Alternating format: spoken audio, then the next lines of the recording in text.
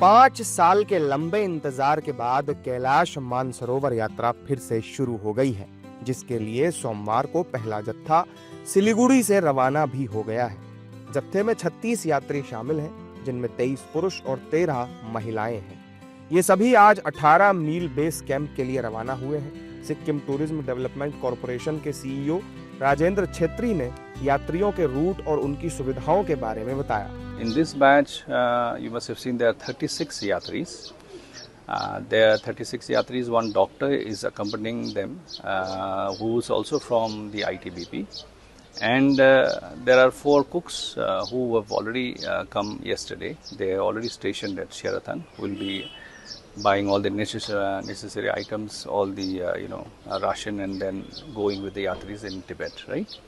So you must have seen as in the briefing that now we'll be heading to 18th mile and we'll be staying in that new acclimatization centers that you must have also seen, or if any of you accompany me, you all can come with me. You can have a look at the facilities that are available there. ये यात्रा लिपुलेख मार्ग की जगह नाथुला मार्ग से हो रही है, जिसे सुरक्षित और छोटा माना जाता है।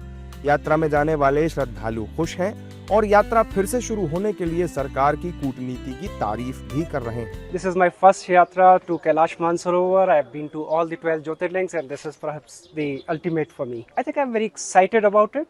The kind of efforts the ITBP, State Tourism of Sikkim, the state government, Government of India, they have made, and the diplomacy they have done with Government of China to open this yatra after a period of 5 years.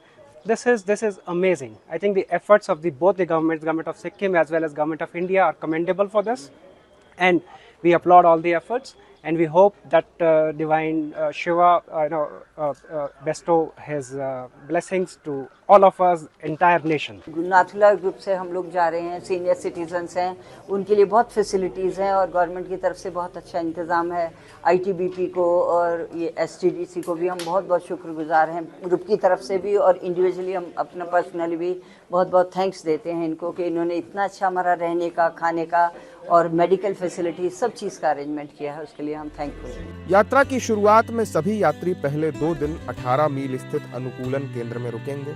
इसके बाद अगले 2 दिन सभी शेराथांग में ठहरेंगे और यात्रा के 6वें दिन डॉक्यूमेंट और मेडिकल जांच के बाद यात्रियों को चीन सीमा पार करने की अनुमति दी जाएगी।